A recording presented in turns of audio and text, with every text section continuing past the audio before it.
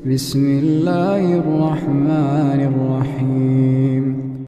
Louange à Dieu, maître des univers, nous témoignons qu'il n'y a de Dieu que Dieu et que Muhammad sallallahu alayhi wa sallam est le messager de Dieu. Mes chers frères et sœurs en islam, je vous recommande ainsi qu'à moi-même la piété, le fait de craindre Dieu.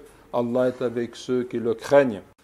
Celui qui considère avec attention les directives divines observe que Dieu, exalté soit-il, veut de l'homme qu'il se détache de ce bas monde et qu'il réponde à son invitation. Dieu a en effet envoyé à ses serviteurs une invitation en disant « Allah appelle à la demeure de la paix et guide qui il veut vers un droit chemin. » La demeure de la paix, c'est l'au-delà, c'est la vie dernière. Et il a dit aussi, glorifié soit-il, vous voulez les biens de ce bas monde, tandis que Dieu veut la vie dernière. Ainsi, celui dont le but est d'obtenir l'amour de Dieu, la voie qu'il doit suivre est celle du détachement des biens de ce bas monde. Sahl ibn Sa'd a dit, un homme vint trouver le prophète sallallahu alayhi wa sallam et lui dit, ô messager de Dieu, indique-moi une action dont l'accomplissement me vaudra l'amour de Dieu et l'amour des hommes. Le prophète sallallahu alayhi wa sallam lui répondit, détache-toi de ce bas monde, Dieu t'aimera. Et détache-toi de ce que possèdent les hommes t'aimeront. Le hadith est authentique.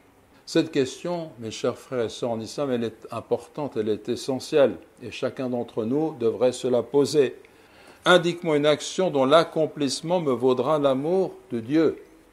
Et c'est ce que tous nous recherchons, c'est obtenir l'amour d'Allah, subhanahu wa ta'ala. C'est le sens même de la vie, d'agir pour obtenir l'amour et l'agrément de notre Créateur. Donc la réponse, elle est essentielle.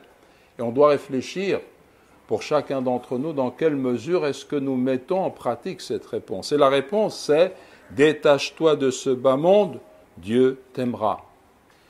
Le sens implicite de ce hadith, c'est que celui qui ne vit que pour amasser les biens éphémères de ce bas monde et qui s'en empare avec d'autres sans autre but, est écarté de l'amour de son Créateur et son avenir, c'est l'enfer. Le Très-Haut dit, ceux qui veulent la vie de ce bas monde avec sa parure, nous les rétribuerons pleinement selon leurs actions sur terre sans que rien leur en soit diminué. Ceux-là, ce sont ceux qui n'auront rien dans la vie dernière, sinon le feu.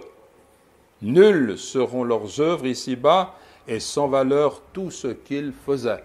Dieu, le très miséricordieux, a donné à l'homme une raison qui lui permet d'apprécier la réalité de ce bas monde. Par cette intelligence, il sait que la mort succède à la vie, que toute rencontre est suivie d'une séparation et que bientôt, il aura des comptes à rendre au jour de la résurrection.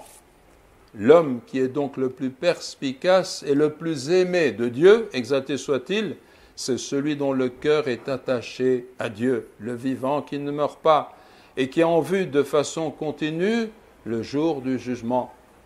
Son honneur, c'est de se tenir debout et prosterner la nuit devant l'un le noble et le généreux. Sa dignité, c'est de se passer des hommes. Mes chers frères et sœurs en islam, à la lumière de cette précieuse compréhension et évaluation des choses de la vie, on saisit mieux le sens de la recommandation que l'ange Gabriel, paix sur lui, fit au prophète Muhammad sallallahu alayhi wa sallam. Ô Muhammad, vis ce que tu voudras, tu es voué à mourir. Aime qui tu veux, tu t'en sépareras inexorablement. Fais ce que tu veux, tu en seras rétribué. Et sache que l'honneur du croyant, c'est la prière de la nuit. Sache que sa dignité, c'est de pouvoir se passer des gens. Donc, mes chers frères et sœurs en islam, si l'on veut mesurer la valeur d'un être humain, on a deux critères pour cela. Le premier de ces critères, c'est la piété, taqwa. Et taqwa, qui est le fait d'aimer Allah de tout son cœur et de le craindre du fait de sa majesté, ce qui conduit l'être humain à suivre le chemin droit. Il accomplit ce que Dieu lui ordonne de faire et s'écarte de ses interdits. Et il suit une voie de rectitude, parce qu'il est dans la piété. Et plus une personne pratique la piété, plus elle se rapproche d'Allah, plus elle est noble et considérable. Inna akramakum indallah atqakum. comme nous le savons, le plus noble d'entre vous auprès d'Allah, c'est le plus pieux d'entre vous. Le deuxième critère, c'est le rapport que l'être humain a avec ce monde et vis-à-vis de l'au-delà.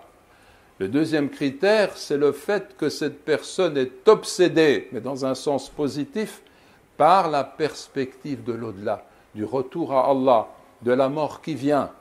Cette vie, il s'en détache ainsi, parce qu'il est habité par ce qui est le plus important.